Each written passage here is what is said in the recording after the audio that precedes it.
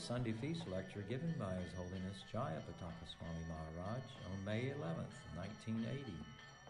The class begins with a reading from the Śrīmad-Bhāgavatam, Canto 1, Chapter 15, Text 21.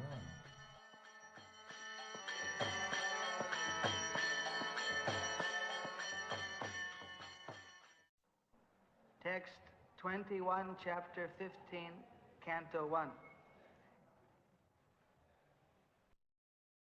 Tadavai dhanusta ishava sarato hayaste sohang rati nipatayo yata anamanti sarvang shanena tarabhuda sarishariktam basman hutang kuhako radham ivoptamusham. Translation, Anuvad. I have the very same Gandiva bow, Arjuna is speaking, the same arrows, the same chariot, drawn by the same horses, and I use them as the same Arjuna to whom all the kings offered their due respects.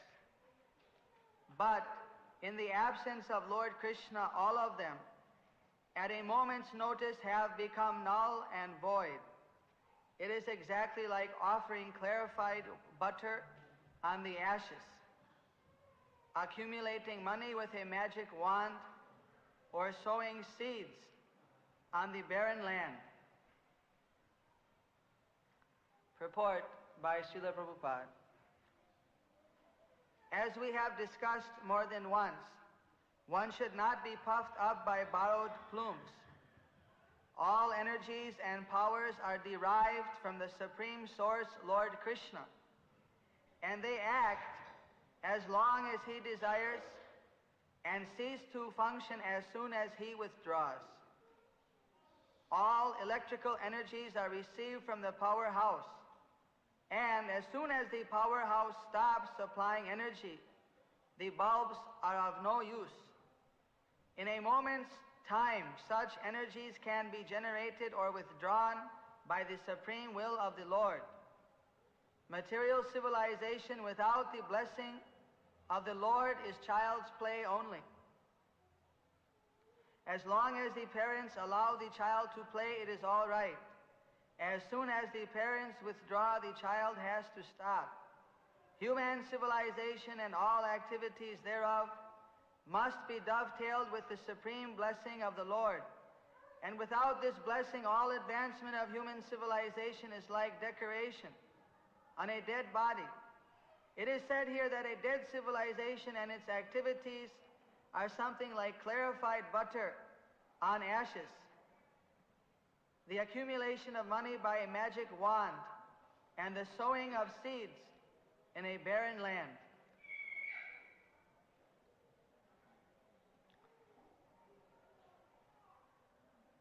Here we see Arjuna was the great warrior in Kurukshetra, Juddha, and he defeated so many Maharathis. He was assigned by Lord Sri Krishna to guard the queens. But Krishna's Duta, Vishnu Duta, came disguised as Gandharva. And when they came to take away the queens, Arjuna's weapons were powerless.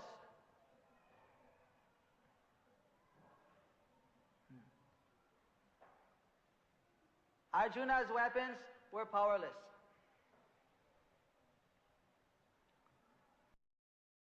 In the same way, we should understand that everyone's power is derived from the Supreme Lord. Here in the West, we see that there are so many machines, and these machines have made a vast development. But with only machines, is it possible to be happy? Kevala jantra ke dwar kisi sukh ho sakta hai. Simply by machines is it possible. My Hindi बहुत अच्छा नहीं, थोड़ा-थोड़ा जानता हूँ. That simply with machines, one is not possible to be happy. We cannot eat the nuts and the bolts. In this regard, Srila Prabhupada, our founder Acharya, he used to criticize the Western disciples, that you Westerners, you are simply attached to machines. You cannot go to sleep without smelling a machine at night. That if you have some telephone or some machine, then you can get to sleep. Otherwise not. And he told the story about one jila, one fisherman in India, that in previous time the grihastas, they were habituated to asking if anyone was hungry. And so one grihasta, he went outside and he looked to see if anyone was hungry, he called. He saw one fisherman. He said, "Have you taken your meal?" "Aapko khana ho gaya?" "Nahi." So he brought him inside. Then he said, "Please leave your basket outside. Basket is smelling too much." So the fisherman came inside, and on the courtyard he gave him some food. He asked the fisherman, "You have any place to sleep tonight?" He said, "No." "It's all right, you sleep here, and you leave in the morning." He said, "Thank you very much." So that night the fisherman went to sleep. About 1 or 2 in the night, the grihasta, he had to get up for some nature's call. And when he saw how the guest is doing, he sees he's tossing and turning. He said, "How you are sleeping?" And he replied that my sleep is very disturbed. I cannot get to sleep. Why is this? What is the difficulty? And the fisherman said, "Difficulty is I can't sleep without my basket. I'm used to the smell. Without smelling that basket, that fishy smell, I can't get to sleep." So then the grihasta, "All right, so bring in your basket so you can go to sleep." Then he went to sleep soundly. In the same way, everything has to have a machine in the West. If you brush your teeth, it needs a machine. Everything. So in this way, people have become addicted. The machines are okay. Nothing is wrong with machines. Except if we think that machines are our happiness, then we are foolish. Because every day they're inventing a new machine. But these machines aren't what is going to give us the actual happiness we are seeking. If we use the machine in Krishna's service, or we use the machine in our business and give something in Krishna's service, that will give us actual spiritual bliss. Otherwise, just the machine, just like Arjuna, he had his Gandiva bow, Dhanuk tir, but when he needed them most, their power was finished. We have so many machines. Yesterday I took a tour of the Science Museum, and there it had a chart 65 years before all oil finished. That is their prediction. Of course, if there's a war, then it'll be finished much quicker. Then the situation will be very critical, because all the farming is done in the Western country by tractor. And tractor runs on what? On petroleum products. Of course, in India, still they are using the bullock in most of the places. So now they are considered backward. But if there's a petroleum shortage, then they will be considered very advanced. In fact, you may be thinking, I'm just saying this, but I have proof. because I was recently in London and the government was advertising in the newspaper that all farmers who had known how to use horses, they should come and become instructors.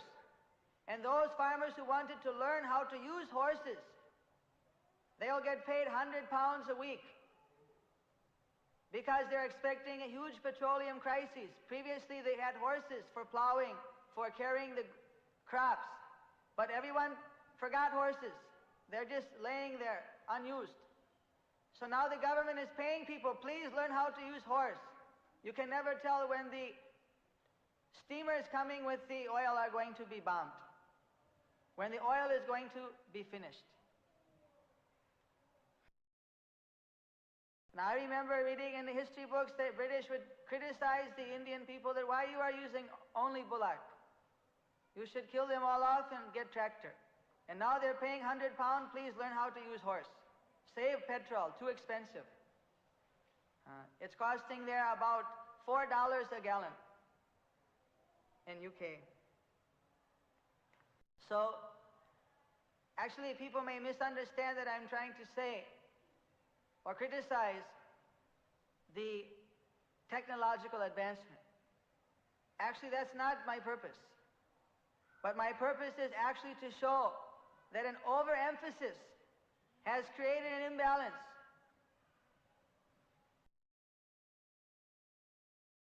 Actually, we see how there is progression. Originally, when the big cities started to build up in India, all the village people were attracted by the high salaries to come from the Gao to the Sahar. And they came from the village to the city to get the bigger salary. But they soon found that rent was higher, expenses higher. So then they thought, well, let me go to the west. Then I'll get a very big salary. So then many of them, of course, have migrated to the United States, different countries. And many are nicely situated. So, of course, I heard a story this morning that there was one Indian tourist who traveled all over the world by bicycle. And when he came to Chicago, he had parked his bicycle on the street and he walked into a store to get some food. When he came out, he saw his bicycle, everything was stolen. So he said that, why is this? My mother told me that you don't have to worry about theft in America. Everyone there is rich, so they won't steal. But of course, what happened? Everything he got stolen. Everywhere there's some misery, everywhere there's some happiness. Maybe someplace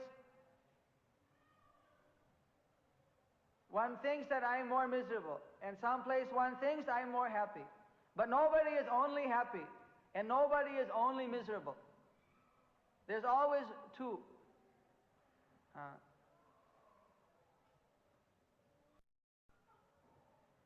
Sitoshna sukha dukkada agama paino nitya tang sataiva titikshava. Sometimes happy, sometimes sad.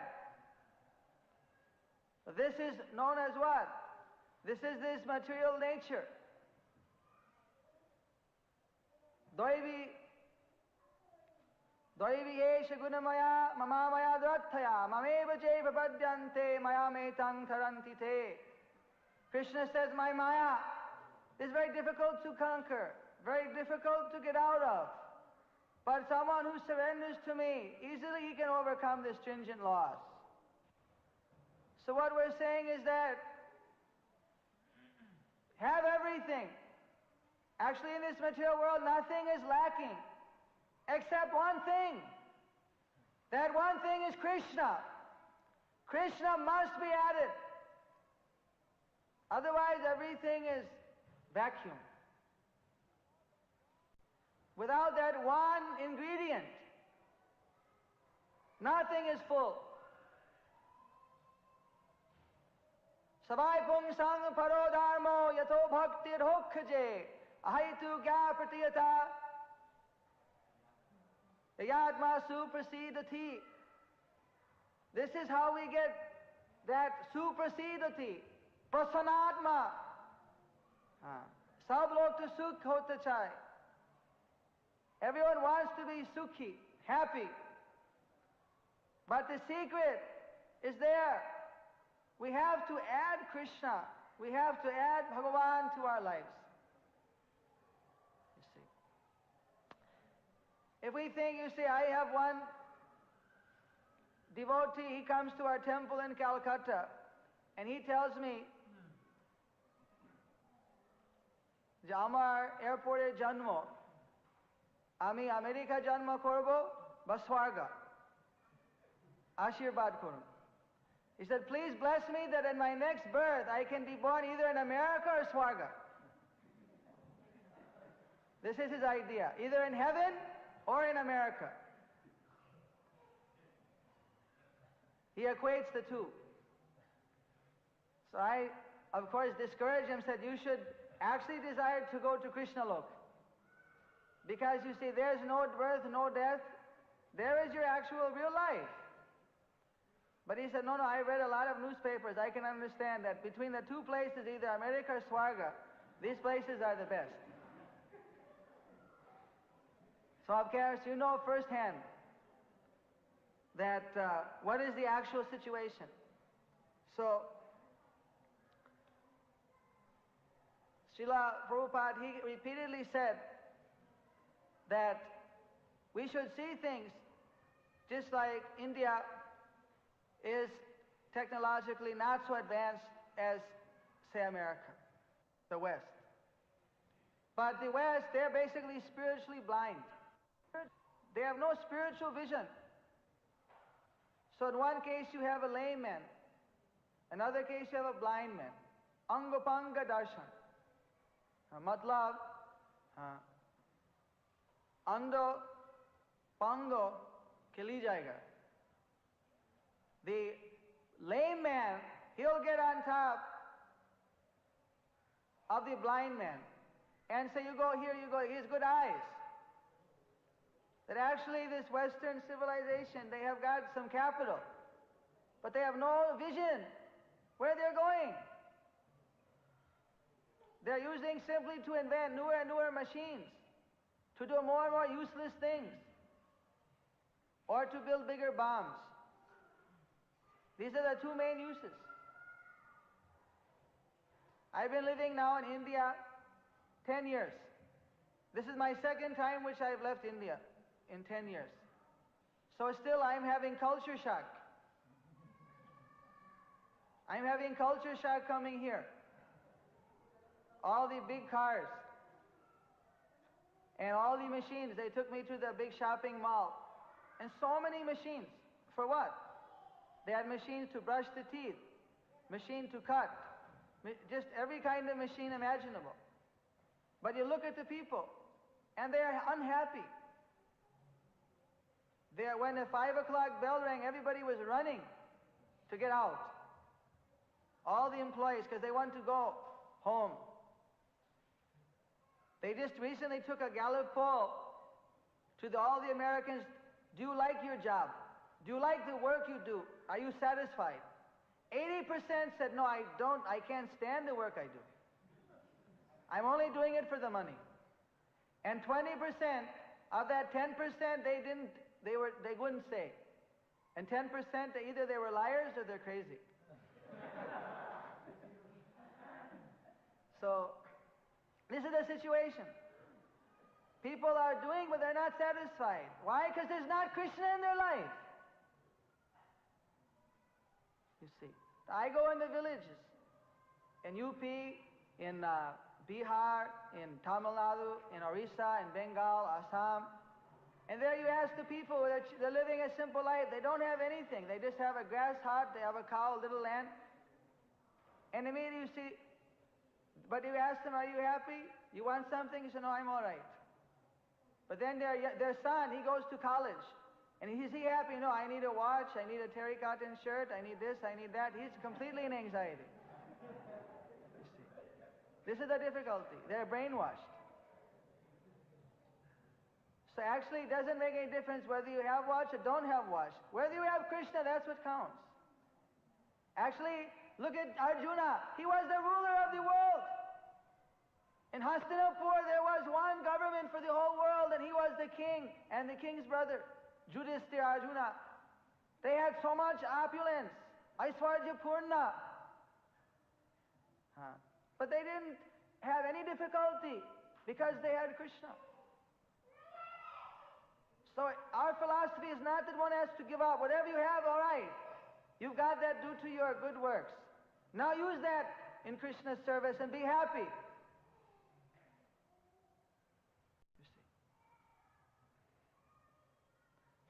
This is the secret. Everyone is asking so many questions. On the radio, they're asking questions. In the morning when the birds wake up, Pakshi, they're also asking questions, getting answers. The sports announcer, he's asking question, getting answer. And the businessman, kya bhao? He's asking question. He's getting his answer. Housewife is asking question, getting answer. Everyone is asking question and getting the answer. But why no one is satisfied? That is the mystery. Why no one is satisfied in spite of all these questions and all the answers? Because they're not asking the right questions.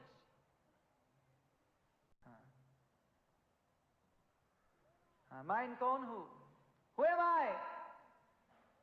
Where do I come from? Where am I going? Who is the Supreme Being?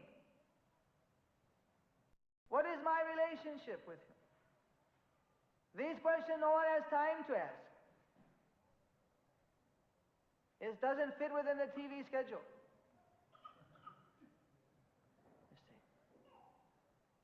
So this question people should ask. That is the difference between animal life and human life. Dharma, Jog, Pashu.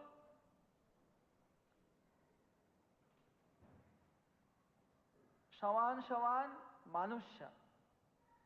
Dharma and religion and animal life added together equal human life. So what is human life without Dharma? क्या है बोलिए? Pashu life. That's animalistic life. So people who are intelligent, they get sick and tired of animalistic life. So actually the Indian culture can give these people direction. Actually how they can use opulence. No one knows what to do with their opulence. They're spending it on expensive and more expensive cigarettes and getting lung cancer. This is advancement.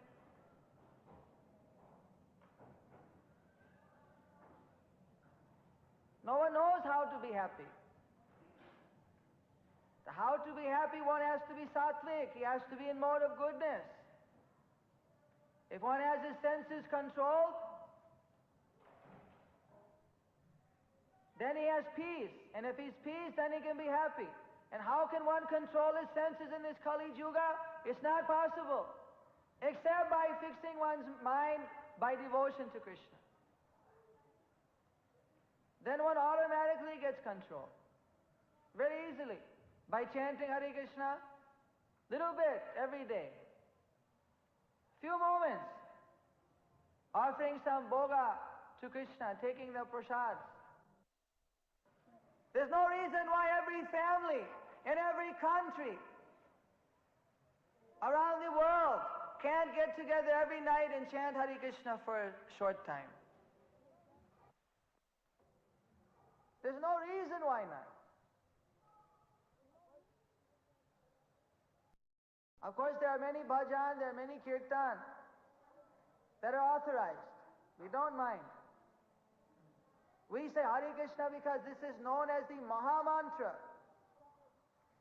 In the Santanaya Upanishad it says, Hare Krishna, Krishna Krishna, Hare Hare, Hare Ram, Ram Ram, Hare Hare. Iti sodasakam nam kalikalamashanasanam nata parata upaya sarva vedeshu dishyate.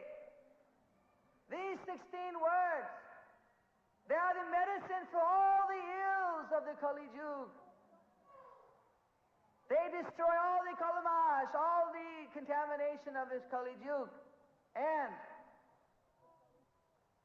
they are authorized by all the shastras, all the scriptures. So,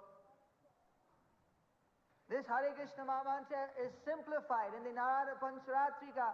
It describes that all the Vedic mantras, all the tantras, everything has been combined into one mantra. And that is the 8 syllables, Hare Krishna, Krishna Krishna, Hare Hare.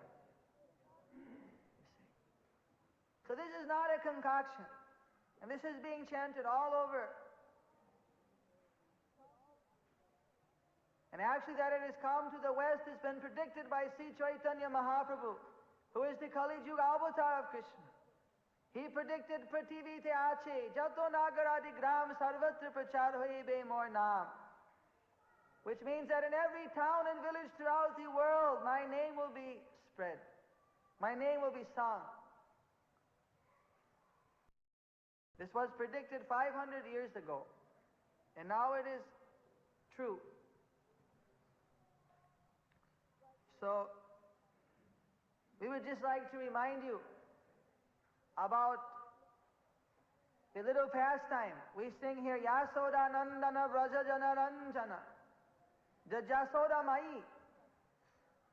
One time Jasoda Mai went to chastise Krishna for eating dirt. And Krishna was running away. And finally, after great endeavor, Yasoda Mai caught Krishna, Bala Gopala. And she was going to bind him up by rope.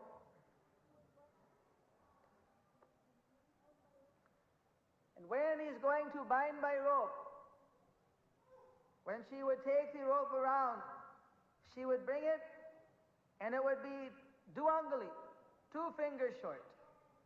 So what is this? Then she'd call, give me a longer rope. Then they'd bring a longer rope. Again, she'd take it, tie around. Again, 2 fingers short. Very unusual. Then again, she'd get another rope, a different size. Again, take it around, 2 fingers short. So she was sweating. Bahut takleef ho gaya. Jitna dhari, rasi, sab duangali kam ho jata hai. So finally she simply prayed to Narayan in her heart that you please let me tie Krishna so that he will learn not to do any nonsense. I don't want him to get in trouble. Then finally Krishna said, all right. He let himself be tied. So what do those 2 fingers stand for? Aap log janta hai? Do angli kam kya matlab hai? What do the 2 fingers short mean? Anyone knows?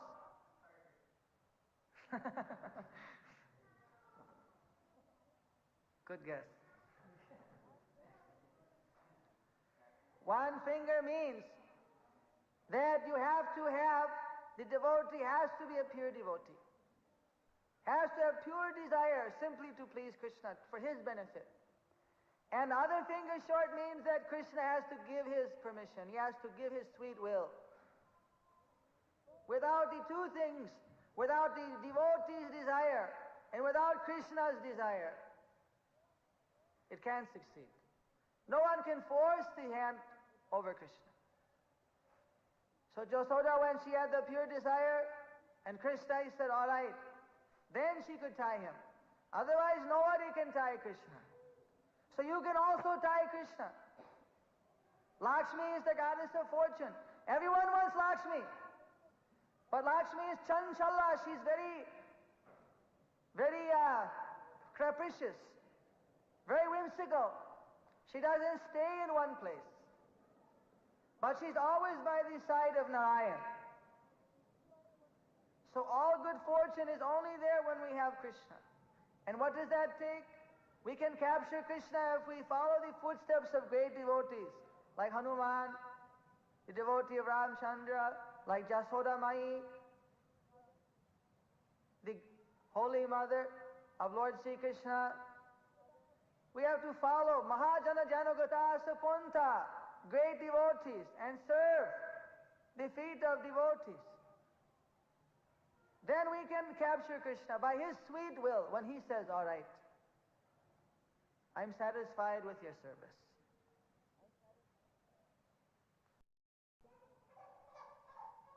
So I thank you very much for coming here to this Temple of International Society for Krishna Consciousness. Actually, this is built for your service so that you can come here and engage in devotional service, so your lives can be perfect, so you can become the greatest yogis, just like their Raja Rishis. In previous time, kings who were rishis. Now in this Kali Yug, not only Raja, but Vaishya, Strilok, Sudra, everyone. What to speak of the Kshatriya and the Brahmanas.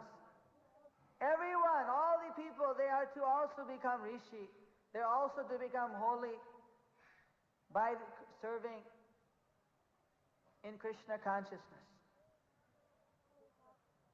Grihe thako, bone thako, sada hari bole dako. Whether one is in the ashram as a brahmachari or whether one is in the ashram is on grihe, grihastha ashram. Everyone can chant Hare Krishna, everyone can perfect his life. So we thank everyone for coming here and participating in these functions, and we hope that you will day by day make advancement and become more and more attached to Krishna's holy name and be blessed. Thank you very much. Are there any questions?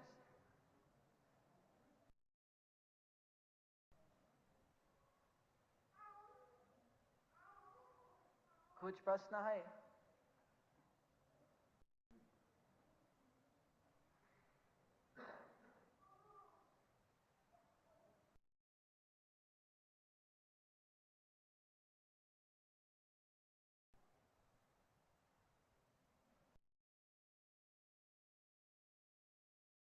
No questions.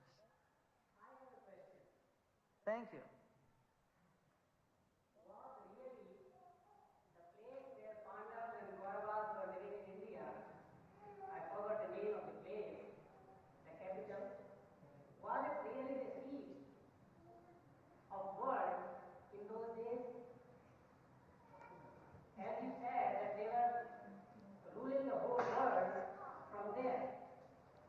Yes, it describes that when Yudhisthira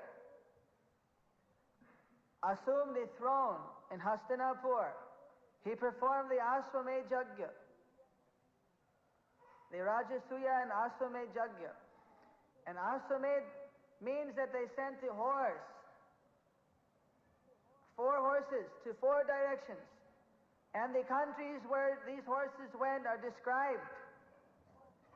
So far as China, Europe, Africa, the descriptions given there correspond with all the continents.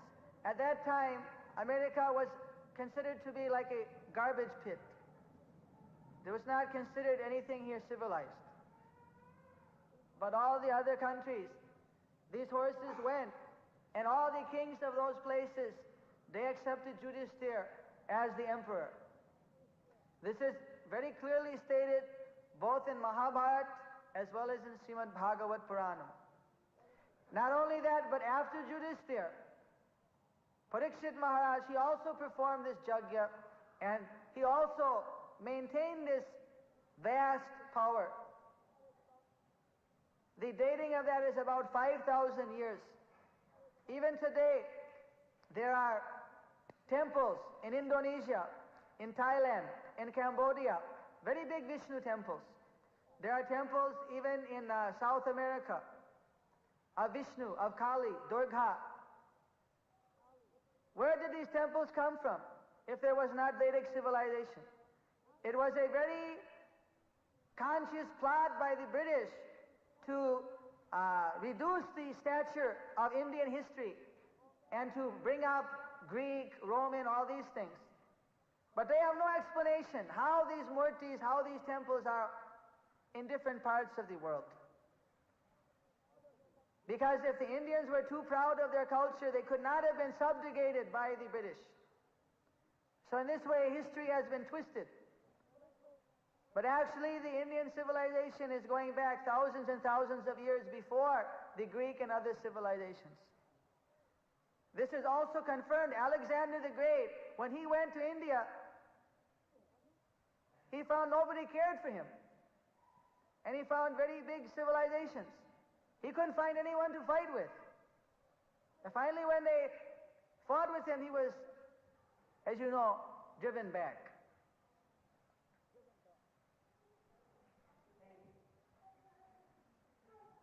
Yes? Since the West, we have so many crises nowadays. We have the gas crisis, the energy crisis, the unemployment. When do you think the West will be out of all these crises?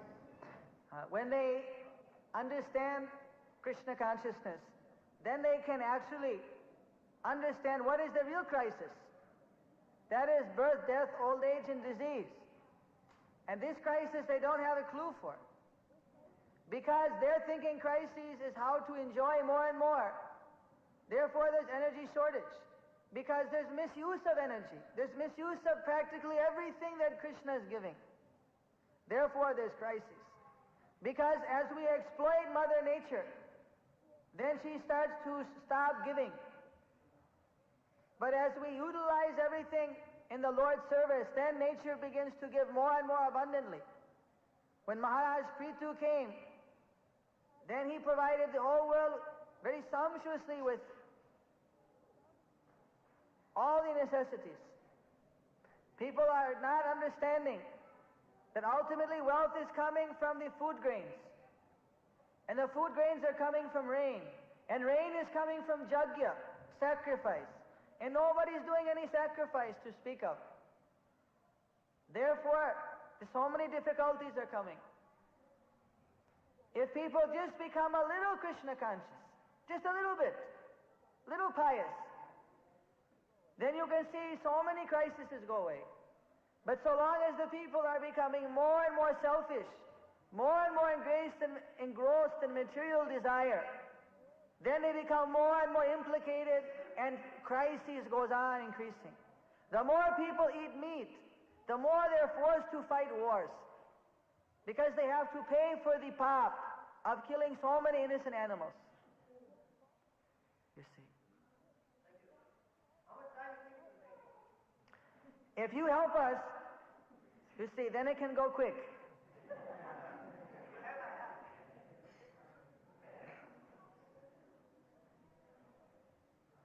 that is so, what is the reason of the crisis in India? Because there's a difference, is that one person who doesn't know anything, if he goes on, you see, doing mistakes, say that someone is committing crime, but he doesn't know that it's a crime. He's just a boka. Doesn't know he's doing it, because he doesn't know any better. So he'll get one sentence. But if somebody knows better, and he goes and does it anyway, you see. If one knowingly drinks poison, that is worse than if unknowingly one is drinking. So in the Western country, they don't know any better. They don't know what is life. If you ask someone what is life, I don't know. He doesn't know what life is. Eat, drink, and be merry. Get a buck. They don't know what's life. If some religious person say yes, to die and you go to heaven. What is heaven? I don't know. Who lives there? God. What does he look like? I don't know. You see, they have very shallow understanding. So they can't blame them too much until they get the opportunity to make it a choice. Then if they refuse it, that's their misfortune. But in India, everybody knows what is punarjanma, what is rebirth. Everybody knows that who is Bhagavan. Basically, this is taught. In spite of that, they're neglecting. They're being misled by so many leaders who are discouraging them. Instead of build up your economy and maintain your dharma standard, they're saying dharma, this is sectarian state. We can help no dharma, no tax exemption, no help, nothing. Instead, only the minorities are getting help. So therefore, because the people know, yet they're being led into adharma, therefore they're forced to suffer more. In the Shastra it says that of all the dvipas, of all the continents, one continent is Punya Bhumi. Punya Bhumi Bharat. That is the place for doing punya. But if people do pap in the Punya Bhumi, then it's worse. And other places meant for Sangabhog, you can enjoy. You see. So this is a difficulty. Because they know better, but they're committing offenses to sadhus, and so many bogus sadhus are also there. So-called sadhus, who are not really sadhus. That people can't say who is the real sadhu and who is the so-called sadhu. And they get misled. Therefore, situation is critical.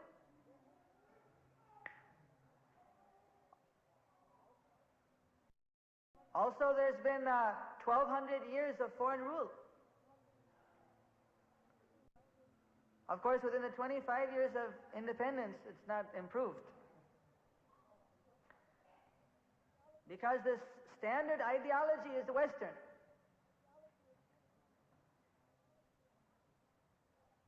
That is a difficulty. So the Indian people, they won't be happier just with technology. And the Western people, they're not happy with just technology. Day by day, they're getting more and more degraded. Now the priests in the church, homosexuals are becoming priests and making marriage between two men, two women. What is that? That's civilization. This thing is unheard of in Vedic culture, practically speaking. So, that is a difficulty.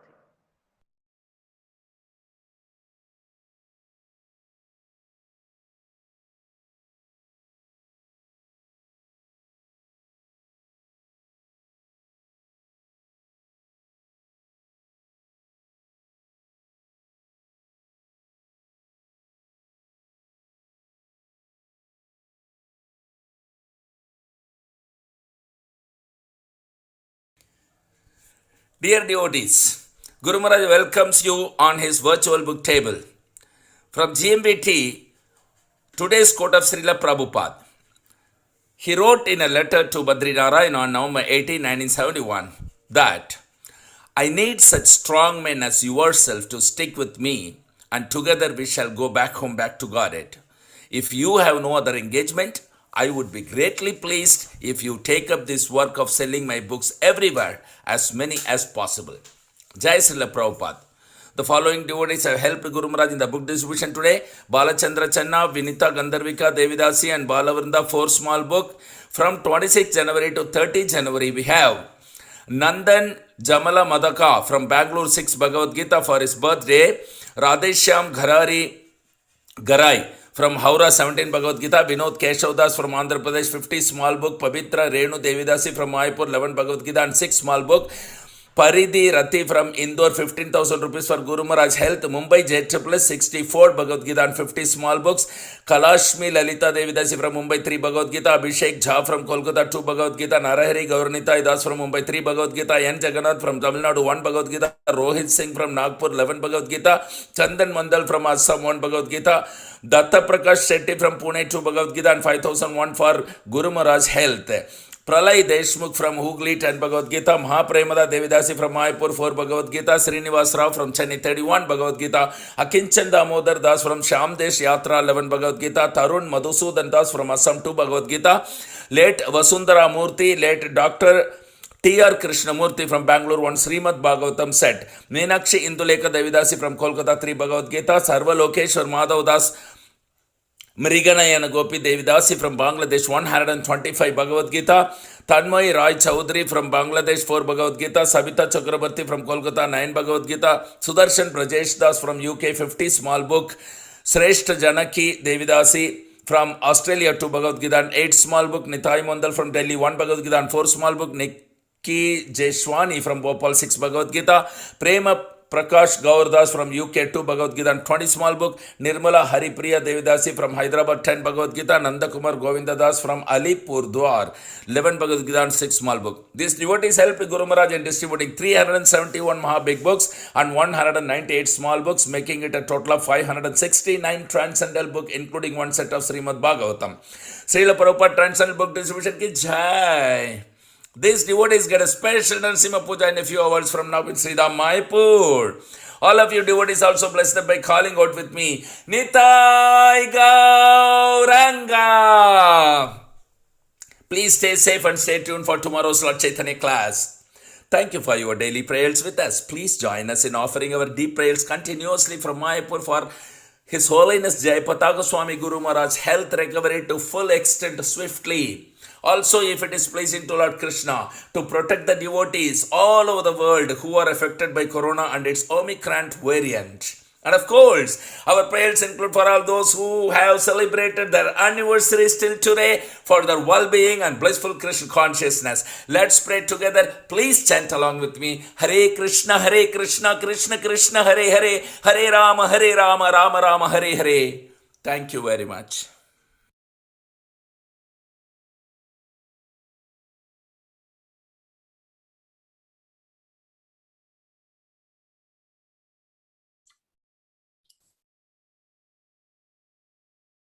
Hare Krishna. So we end the session here. And we also wish the happy birthday to Shyama Sri Pratam Mataji's son, Rajesh, today. And we will convey this message to Guru Maharaj. Vancha kalpatarubhisha kripasindu bhyevacha patitanam pavanebhyo vaishnavebhyo namo